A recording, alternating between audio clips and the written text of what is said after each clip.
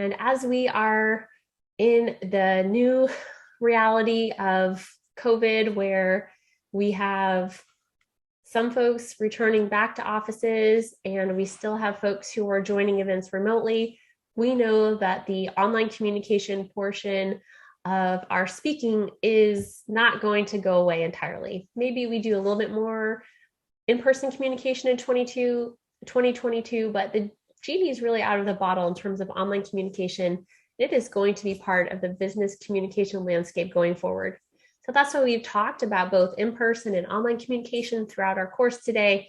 And we'll take this final opportunity to assess your setup so that if your setup is not enhancing your executive presence, you can take some steps to improve it as we're going into the new year.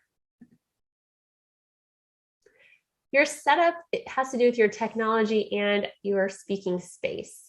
So in terms of your technology, we've already talked about improving the microphone. And if you only do one thing to improve your technology, make sure it's that microphone, because if people can't hear you, you have no executive presence and your oral communication outcomes will be stymied.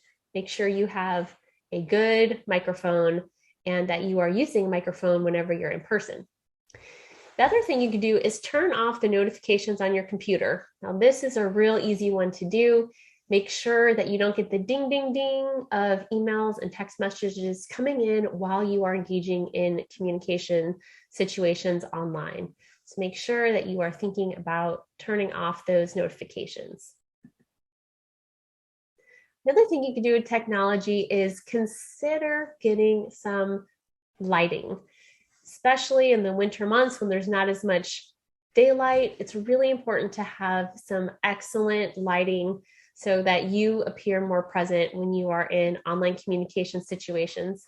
This is my colleague, David Henderson. He shows what it looks like when he uses his external lighting than when he doesn't. So this is a lighting solution that he puts right on his laptop and shines on his face when he is on Zoom.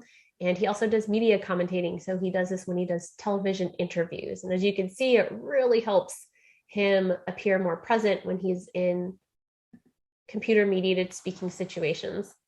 Now let's talk about your setup, your speaking space.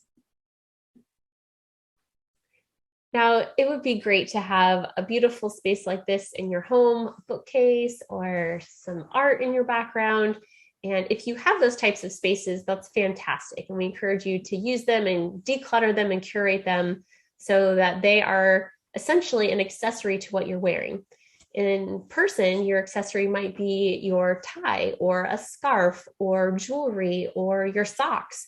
These are all ways to accessorize what you're wearing, but we can't see most of those things when we're online. So our background really serves as an accessory to what we're wearing. So think about how the clothing you're wearing will contrast with the background. Make sure that it helps to accentuate what you're wearing, it supplements it, and that it's not too busy or cluttered.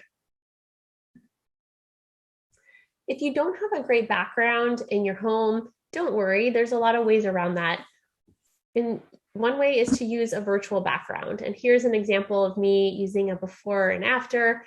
Instead of using the preloaded backgrounds like the Golden Gate Bridge or Aurora Borealis, just upload a picture of one of those backgrounds that sings to you and that will serve as a nice accessory to your clothing.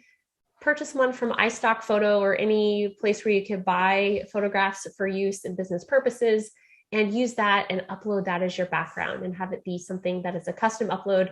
Your organization might also have a custom background with your logo in a PDF, and that's a great thing to upload to your background as well. When you are using a virtual background, we do encourage you to consider using a green screen, because that green screen can help improve the look and the realness of the background. So when you don't have a green screen, you can maybe come in and out and look a little bit ghostly. So having a green screen can be really helpful. This is an example of what my setup looks like when I am using a green screen. So again, that green screen just helps in terms of making sure the virtual background looks great. And I use that oftentimes when I travel. You can see here I have my light, I have my computer stand to get my camera up to eye level, have my water with me, and my Yeti USB boom microphone. So here's a really great setup for anyone who's in a leadership position. Again, all of these tools are not a huge investment, but certainly worth spending several $100s on so that you can have a lot of executive presence when you're in computer mediated speaking situations. If you don't have the money to invest in these types of solutions, one thing that you can do is just to use the blur feature in Zoom, which allows you to help declutter, make the background of your speaking nice and plain. And it is something that, again, think about the contrast between your clothing and the blurred color in the background, but it's a nice way to give yourself some privacy and to reduce any distractions in your background.